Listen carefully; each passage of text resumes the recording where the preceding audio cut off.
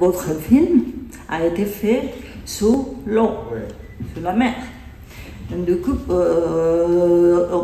se demande quelles difficultés techniques ça comporte. D'accord. So we, with Alex, we've grown up by watching movies from the 70s and the 80s. So we are deeply in love with practical special effects and with a way of shooting movies for real and having everything on set. Doncs la veritat és que el meu company i jo, de fet, vam créixer mirant pel·lícules de les dècades dels 70 i dels 80 on abundaven els efectes especials. So when we had the idea of this underwater haunted house, we were sure of one thing, that we wanted to do it for real and to put a real house really underwater. Quan vam tindre la idea de la pel·lícula, teníem una cosa claríssima, i és que volíem tot que fos real, que fos de debò una casa i que estigués de debò sota l'aigua. So of course we had to face many difficulties, and although if it's our sixth feature, we had the feeling that it was the first one, because everything was totally different shooting a movie underwater. Portar moltes dificultats, era el nostre sisè treball, però vam tenir la sensació que era la nostra òpera prima, la nostra primera pel·lícula, perquè com no havíem treballat mai així submergits, no? Era la primera vegada. So the technical difficulties were, so many. We had to. The main was to communicate with our actors, and we were on the surface with Alex because we had to check all the video monitors. We shot with 4 cameras at the same time. Dificultats van ser moltes. Penseu, la principal seria la comunicació amb el repartiment, amb els actors. I és que nosaltres estàvem a la superfície perquè havíem d'anar supervisant la imatge. Penseu que treballàvem amb 4 càmeres. And so we had microphones like this one, and we were able to talk with the actors through the microphone. They had headsets in the facial mask, and they could hear us, and they could also answer in the mask. Que nosaltres disposàvem de micròfons com aquests per parlar amb els actors, i ells portaven uns auriculars juntament amb la mascareta submarina que els permetia sentir-nos i alhora respondre al que els hi dèiem. And plus this way of directing the actors, we had the actors were also camera operator, because in the movie they have a camera on the mask. So during the takes we had to give them information of framing, like chin up, chin down, you have to tilt, don't move your head. Amb aquest tipus de direcció els actors també es convertien en càmeres. Portaven, de fet, a la mascareta submarina, portaven dins una càmera i nosaltres els anàvem donant instruccions per enfocar, no ho facis per aquí, no ho facis per allà, etc. I could talk about the technical difficulties for hours, so I'm going to stay on this one. Em podria parlar durant hores de les dificultats tècniques. ¿Qué referencias han tenido a la hora de hacer la película? Y también un poco que nos explicaran cómo fue la preparación de los actores para esta película. I will speak in French. Jo parlaré en francès.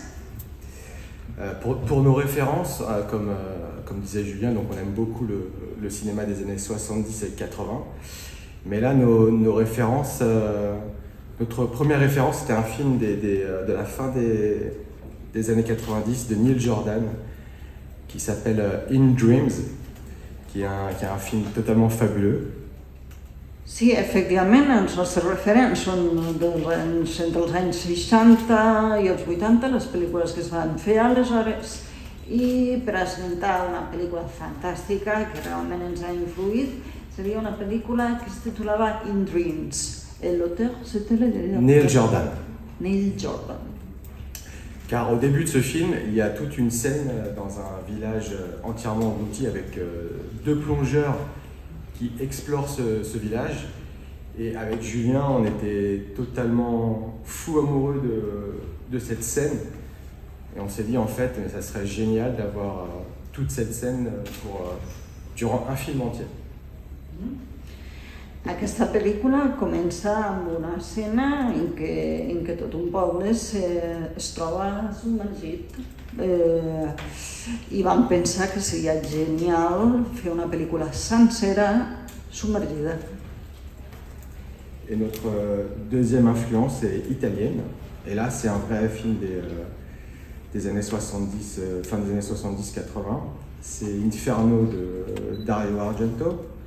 Car dans Inferno, il y a une scène sous-marine au début du film qui est incroyable, qu'on adore, qui est très très poétique et à la fois très angoissante. Et on voulait vraiment, avec Julien, retrouver cet esprit-là, l'esprit de cette scène. Aquesta italiana de final dels 70 i principi dels 80, una pel·lícula de Dario Argento, que també té una escena molt poètica i alhora angoixant. Ens en vam enamorar completament d'aquesta escena. La préparation des acteurs. Faut juste savoir qu'en plongée, il y a des grades, comme dans les arts martiaux par exemple. Donc nos acteurs n'étaient pas assez expérimentés pour plonger 8 heures par jour. Doncs bé, hi havia el tema de les immersions i el repartiment no estava prou preparat per mantenir-se submergits 8 hores diàries. Donc ils avaient évidemment des doublures cascades. Per tant, tenien dobles. Voilà, ce qui nous permettait de filmer quasiment 10 heures, voire 12 heures par jour, ce qui n'aurait pas été possible avec des acteurs non professionnels en plongée. Això és el que ens va permetre filmar durant pràcticament 12 hores diàries. Això hauria estat impossible fer-ho només amb actors no habituats a submergir-se. Es como cómo se les ocurre situar un relato al principio que es como gótico, ¿no? O sea, un clásico de casas encantadas y fantasmas. ¿Cómo se les ocurre situarlo bajo el mar, o sea, bueno, bajo el agua? Y cómo convencieron al productor para hacer esto, porque es una complicación añadida, ¿no? O sea, me parece muy sorprendente e interesante la propuesta, pero bueno, en principio es un poco descabellada, ¿no? D'où est-elle venue cette idée de faire un film de fantômes sous la mer, sous l'eau? Et comment convaincre un producteur de faire un film comme ça? Parce que c'est quand même un peu bizarre. Non. L'idée nous est venue très simplement avec Julien. C'est qu'on adore les films de maison hantée. Et comme je le disais tout à l'heure, on adore les séquences sous-marines dans les films. Et vraiment, c'est venu de cette idée très simple, se dire « Ah, mais ça serait totalement génial de faire un film de maison hantée intégralement sous l'eau. » Et le soir même d'avoir trouvé l'idée, on avait trouvé le titre déjà, The Deep House. La idea que vam tindre amb Julián, abans ho comentava, que ens havia encantat aquella escena d'aquella pel·lícula on hi havia tot un poble que se submergia i de fet el títol el vam tenir de seguida. Je crois que vous allez voir Sur le producteur. Oui, et sur le producteur, ça a été très simple. On l'a trouvé, en fait, on connaissait déjà notre producteur, on le connaissait déjà, et on lui a juste proposé le pitch, Le lendemain, on lui a dit Clément, il s'appelle Clément, donc, on voudrait faire un film de maison hantée sous l'eau. Et il a trouvé ça génial tout de suite. Et il nous a signé tout de suite. Et on a développé dans la foulée. Doncs el productor nosaltres ja el coneixíem, li vam dir una miqueta el leitmotiv de que anava la pel·lícula, que volíem rodar una pel·lícula enterament sota l'aigua. A mi li va semblar genial la idea i vam signar i endavant, fil a l'agulla. Very simple. En Dreams, pero no era de Casas Encantadas. En cuanto a género ya más puro de cine de terror de Casas Encantadas, ¿os habéis fijado en alguno en concreto o habéis revisado muchas para hacer vuestra película? Quand vous avez fait votre film, est-ce que vous avez vu beaucoup de films sur des maisons enchantées? Et lesquels est-ce que vous avez choisi pour faire votre film?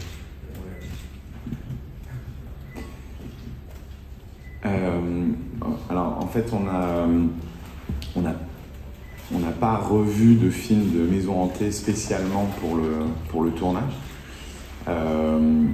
Nous ce qui nous amusait en fait une des choses qui nous amusait dans ce concept, c'était justement de prendre des éléments du film de maison hantée qui sont très classiques. No vam tornar a veure cap pel·lícula en concret de Cases Encantades i de fet el que ens feia gràcia era de prendre aquest concepte dels elements molt clàssics d'aquesta mena de pel·lícules. Comme on entend un piano qui joue tout seul, il y a une porte qui s'ouvre toute seule, des choses qui sont vraiment très très inhérentes au genre de maison hantée. Et en fait, de les plonger sous l'eau, ça leur donne une nouvelle dimension totalement différente et inédite. Ça donne une perception différente pour le spectateur. Quan parlo d'aquests elements clàssics de pel·lícules de Cases Encantades, em refereixo quan hi ha un piano que sona tot sol, una porta que s'obre o es tanca sola. Són elements que volíem introduir a la pel·lícula, però submergir-los a la nostra pel·lícula, la qual cosa ha portat una nova dimensió, completament nova, i per al públic una nova percepció. Parce que sous l'eau, l'élément eau apporte une dimension un peu magique, un petit peu onirique, et en plus tout est beaucoup plus lent sous l'eau, tout prend du temps, donc une porte qui s'ouvre, elle va être beaucoup plus lente.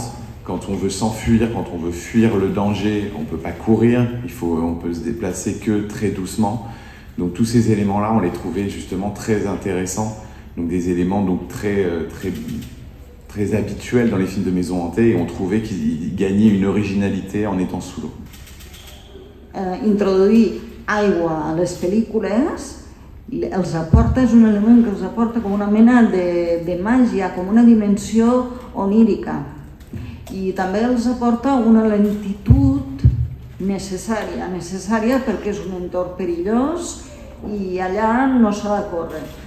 Tot plegat ens semblaven elements d'allò més interessants que dotaven la pel·lícula d'una certa originalitat.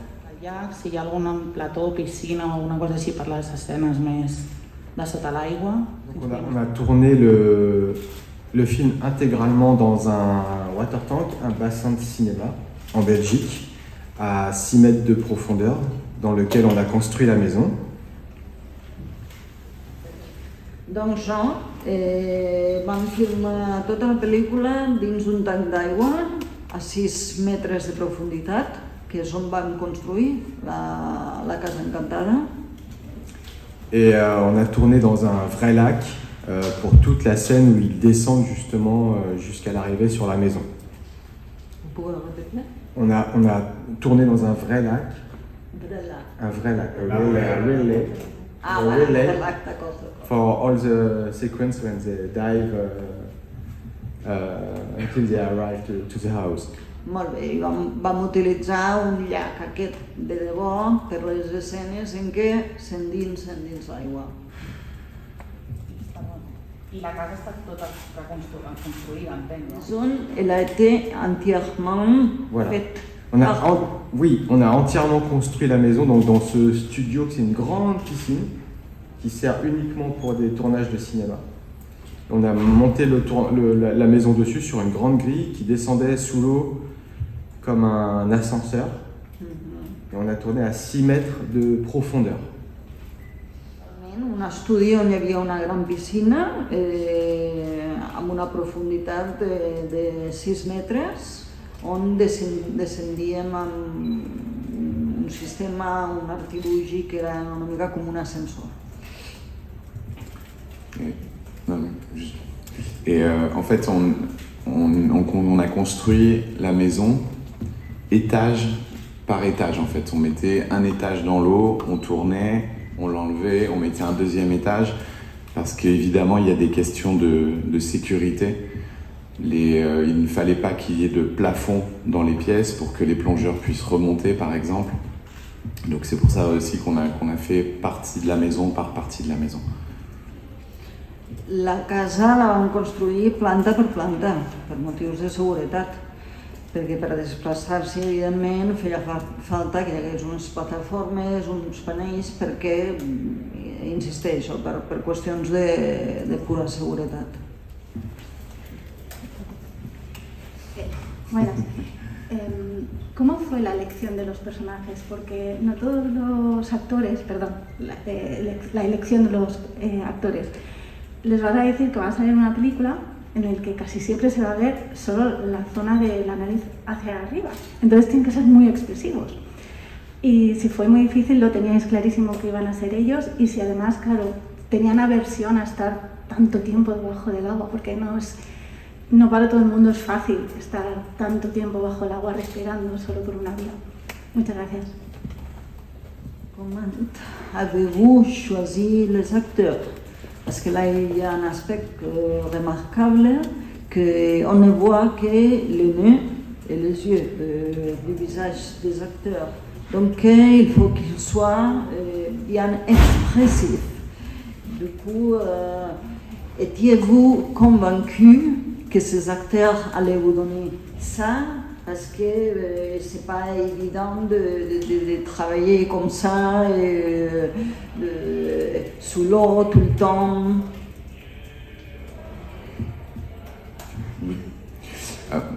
En fait, c'était effectivement un des défis du film. C'est que on n'avait pas envie de faire créer des masques qui soient entièrement ouverts, où on voit tout le visage, qui du coup sont des masques qui seraient un peu trop technologiques. Efectivament, aquest tema ha estat tot un repte perquè del que no teníem ganes és utilitzar màscares que fossin totalment obertes, perquè hauria estat un element excessivament tecnològic. Et donc on a pris des masques qui existent vraiment, donc des vrais masques du marché. Vam fer servir màscares que existeixen, que es poden comprar al mercat, es comercialitzen. Et donc comme tu dis, on était réduits aux yeux et au nez. Donc on a effectivement choisi nos comédiens parce qu'ils avaient un regard vraiment expressif et vraiment intéressant. Els actors només se'ls veia els ulls i el nas, de manera que vam escollir uns actors que tinguessin una mirada, un esguard molt expressiu i molt interessant. Mais quand même, ça reste très réducteur, et c'est vrai que c'est difficile de faire passer des émotions dans un masque sous l'eau. Donc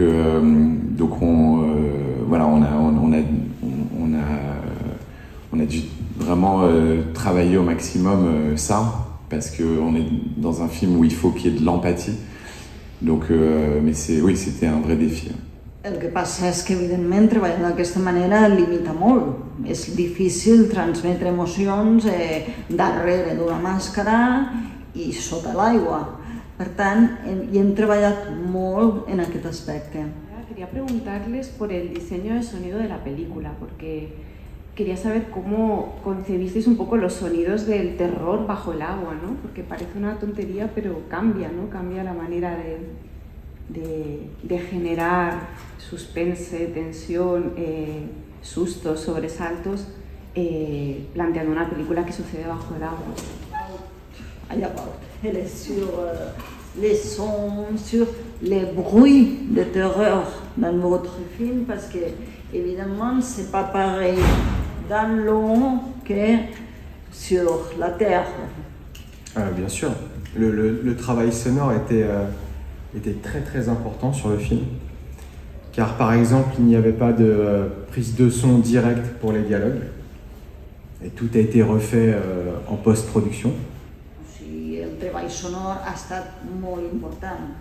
Per exemple, no hi havia so directe per als diàlegs.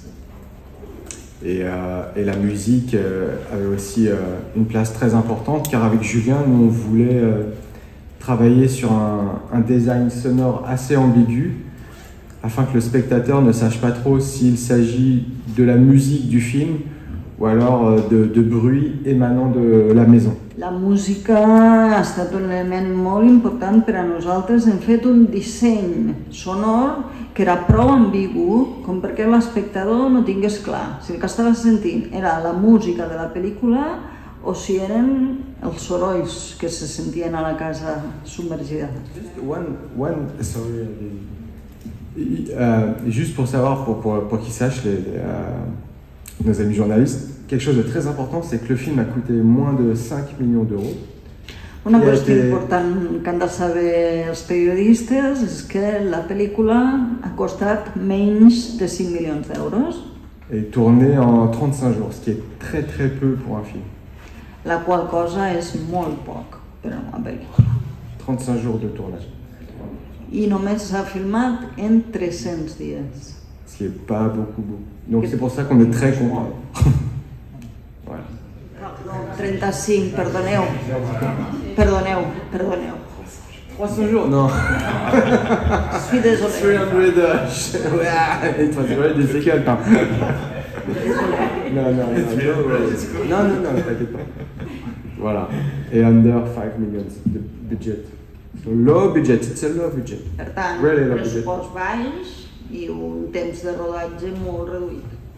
Hombre, es que es un presupuesto bajo para una peli como esta, que claro, estamos pensando que la mentalidad de las medias españolas si no es esa, o sea, hablamos de una peli grande que pasa bajo el agua con un diseño de producción espectacular, o sea, que sí, que está muy bien que Alex aclare esto porque cada vez cuesta más levantar películas de género tan originales con presupuestos que no se ajustan a las necesidades, con lo que, bueno, un fuerte aplauso para Alex y para su